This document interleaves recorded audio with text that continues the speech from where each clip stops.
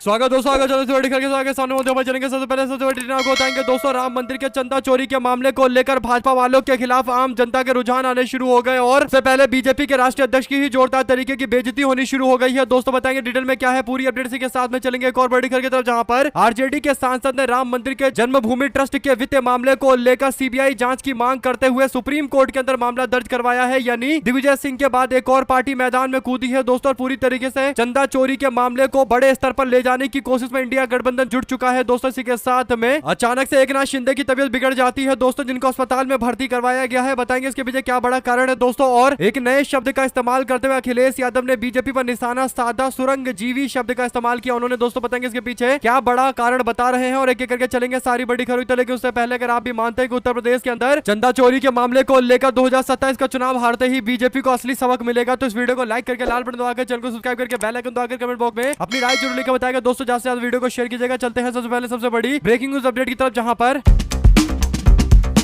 उत्तर प्रदेश में चंदा चोरी का मामला लगातार आगे बढ़ता जा रहा है दोस्तों। ऐसे में एफआईआर के साथ साथ कई लोगों की गिरफ्तारी के बाद इस मुद्दे पर बीजेपी के दबाने की कोशिश पूरी तरीके से फेल हो गई दोस्तों। और यही बड़ा कारण है कि अब भारतीय जनता पार्टी को चंदा चोरी के मामले पर उत्तर प्रदेश के अंदर भारी नुकसान होते हुए दिखाई दे रहा है। खासकर भारतीय जनता पार्टी के कट्टर सपोर्टर कहे जाने वाले लोग भी बीजेपी का असली चरित्र खासकर मंदिर के मामले को लेकर समझ गए दोस्तों। यही बड़ा कारण है कि बीजेपी के राष्ट्रीय अध्यक्ष नितिन नबीन चंदा चोरी के मामले सामने आने के बाद उत्तर प्रदेश पहुंचे दोस्तों, जहां पर उत्तर प्रदेश के अंदर भारतीय जनता पार्टी के नेता रोड शो कर रहे थे दोस्तों। लेकिन उन्नाव के अंदर रोड शो में ना तो आम जनता दिखाई दे रही थी, ना भाजपा के कार्यकर्ता दिखाई दे रहे थे, केवल पुलिस वाले और सुरक्षा बल दिखाई दे रहे थे दोस्तों। और इस पूरे मामले को लेकर उत्तर प्रदेश की राजनीति को कवर करने वाले अभिषेक उपाध्याय कहते हैं कि बीजेपी ने यूपी में जैसी टीम बनाई है राष्ट्रीय अध्यक्ष के स्वागत में वैसी ही भीड़ आई है। कहने वाले तो ये कह सकते हैं कि इसे ज्यादा अधिक भीड़ तो उन्नाव के शुक्लागंज के पार्षद के रोड शो में आ जाएगा। यानी एक पार्षद जितना बड़ा रोड शो कर सकता है उतना बड़ा रोड शो बीजेपी के नेता भी नहीं कर पा रहे, खासकर राष्ट्रीय अध्यक्ष भी नहीं कर पा रहे दोस्तों। और गर्मी का भी कोई मामला नहीं था, क्योंकि पिलर के नीचे यानी फ्लाईओवर के नीचे ये पूरा रोड शो चल रहा था, तो आराम से छाए के अंदर रोड शो चल रहा था। लेकिन छाए में भी लोग नहीं आकर खड़े हुए बीजेपी के राष्ट्रीय अध्यक्ष का सम्मान करने के लिए। तो इससे पता चलता है कि चंदा चोरी का मामला भारतीय जनता पार्टी की लोकप्रियता में अंतिम कील साबित होगा और ये धीरे धीरे करके सबके सामने बातें उभर कर आने लगी है दोस्तों। अगर आप भी मानते हैं कि चंदा चोरी करने वालों को जितना बचाने की कोशिश की जाएगी उतना भारतीय जनता पार्टी का उत्तर प्रदेश के अंदर सुपड़ा साफ होता हुआ नजर आएगा, तो अपनी राय जरूर लिखकर बताएगा दोस्तों। अगर आप भी मानते हैं कि अभी ये तो शुरुआती रुझान है, अभी तो और भी ऐसे रुझान आने शुरू होने वाले हैं। साथ ही साथ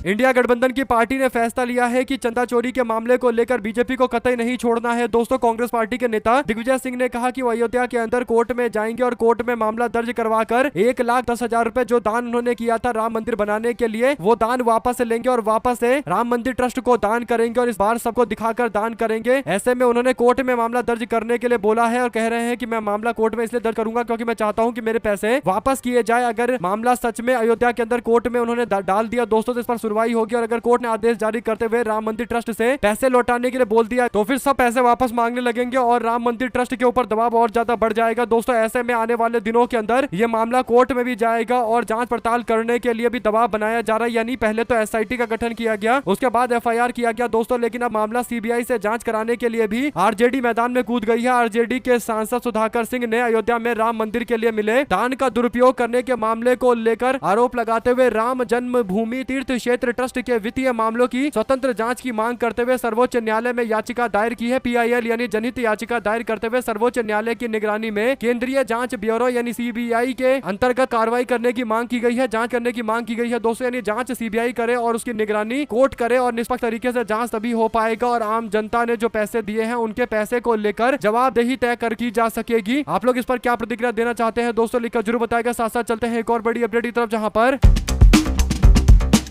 कोलकाता में बीजेपी के कार्यकर्ता प्रियंका टिब्रेवाल का मारवाड़ी व्यापारी विश्वनाथ अग्रवाल के साथ मारपीट का वीडियो वायरल हो गया दोस्तों। भारतीय जनता पार्टी के नेता और पश्चिम बंगाल के अंदर बीजेपी की टिकट पर चुनाव लड़ चुकी 39 सीट की उम्मीदवार टिब्रेवाल, जिनको लगभग 34,000 के अंतर से टीएमसी के नेता ने हराया था दोस्तों, अब ये आम जनता के साथ में बदतमीजी मारपीट करते हुए सोशल मीडिया पर इनका वीडियो वायरल हुआ है। आपको बता दें कि इस मामले को लेकर टीएमसी के नेत्री महुआ मोइत्रा ने निशाना साधा दोस्तों। महुआ मोइत्रा ने पूछा कि क्या भारतीय जनता पार्टी की गुड़िया प्रिया यानी प्रियंका टिब्रेवाल को गिरफ्तार किया गया है। मारवाड़ी बिजनेसमैन यानी व्यापारी विश्वनाथ अग्रवाल और उनके लोगों के साथ में ये मारपीट करने के लिए पहुंची थी, इसने थप्पड़ मारा है और कैमरे पर ये सारी बातें हैं। और क्या अब तक कोई एफआईआर दर्ज की गई है, क्या बंगाल पुलिस ने कोई एक्शन लिया है? दोस्तों इन सभी बातों का एक ही जवाब है कि बंगाल पुलिस हाथ पर हाथ धरकर बैठी हुई है, कोई कार्रवाई नहीं की गई दोस्तों। और व्यापारी को मारा पीटा जा रहा है, थप्पड़ मारे जा रहे हैं, अंडे मारे जा रहे हैं और कोई रोक टोक करने को तैयार नहीं है दोस्तों। खुलेआम गुंडागर्दी देखी जा रही है। इससे पता चलता है कि कैसे भाजपा के राज्य में कुछ बचा नहीं है दोस्तों, ना ही कानून बची है, ना कानून की व्यवस्था बची हुई है और इसीलिए तंज कसा भी गया है। आप लोग इस पर अपनी राय जरूर लिखकर बताएगा। साथ साथ दोस्तों महाराष्ट्र के उप मुख्यमंत्री और शिवसेना एकनाथ शिंदे गुट के नेता एकनाथ शिंदे की अचानक से तबियत बिगड़ने की खबर सामने आ रही है दोस्तों। जो बड़ी अपडेट है वो ये की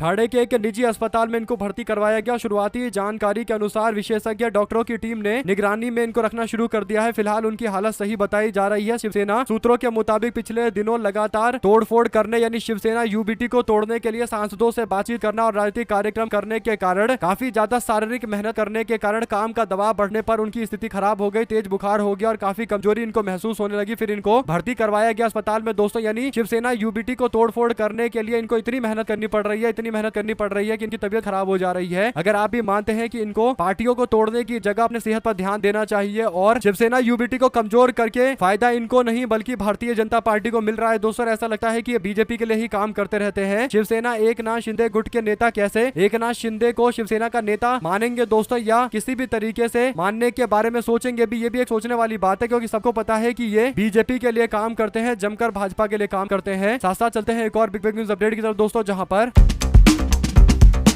उत्तर प्रदेश के पूर्व मुख्यमंत्री अखिलेश यादव ने राम मंदिर चंदा चढ़ावा मामले को लेकर यानी चंदा चढ़ावा के लूट के मामले को लेकर एक बार फिर से बीजेपी पर निशाना साधा दोस्तों। उत्तर प्रदेश के पूर्व मुख्यमंत्री ने मीडिया से कहा कि सुरंग जीवियों को आखिरकार बाहर आना पड़ा है और आरोप लगाया कि असली दोषियों को बचाने के लिए जन आक्रोश से बचने के लिए दूसरे लोगों को आगे किया जा रहा है। अखिलेश यादव ने कहा कि इस मामले में सच्चाई अंततः सामने आएगी और दोषियों को ना अयोध्या माफ करेगा, ना देश की जनता माफ करेगी और ना ही भगवान माफ करेंगे। अखिलेश यादव ने अपने पोस्ट में क्या लिखा दोस्तों, ये बड़ी बात है। उन्होंने एक नए शब्द का इस्तेमाल किया, सुरंग जीवी, यानी जो सुरंग के अंदर रहकर अपना जीवन यापन करते हैं, यानी जो लोग छुपकर साजिशें करते हैं, छुपकर चोरी करते हैं, वे लोग अब धीरे धीरे करके बाहर निकल रहे हैं। अखिलेश कहते हैं कि आखिरकार सुरंग जीवियों को बाहर आना ही पड़ा क्योंकि अब अपीएस का पानी सुरंग के गले तक पहुंच गया है और गले तक भर गया है। फिर भी 140 करोड़ देशवासी और दुनिया के चंदा दान देने वाले सनातनी पूछ रहे हैं कि हर काम में आगे रहने वाले इस घोर गंभीर मसले पर खुद सामने क्यों नहीं आए और अपने से पीछे वाले को क्यों आगे लाकर खड़ा कर दिया गया। ये अपने आप में महापाप है। कुल मिलाकर दोस्तों संघ के लोग चुप्पी साध कर बैठे थे, लेकिन अभी संघ के नेता का बयान आया है दोस्तों, यानी दत्तात्रेय होसबाले का बयान सामने आया है और इसी बात का जिक्र करते हुए, हालांकि उन्होंने नाम नहीं लिया, लेकिन उनका कहना यही है कि आरएसएस वाले जो हमेशा से बैकग्राउंड से काम करते हैं अब उनको आकर जवाब देना पड़ा है, यानी दबाव की राजनीति काम तो कर रही है। साथ ही साथ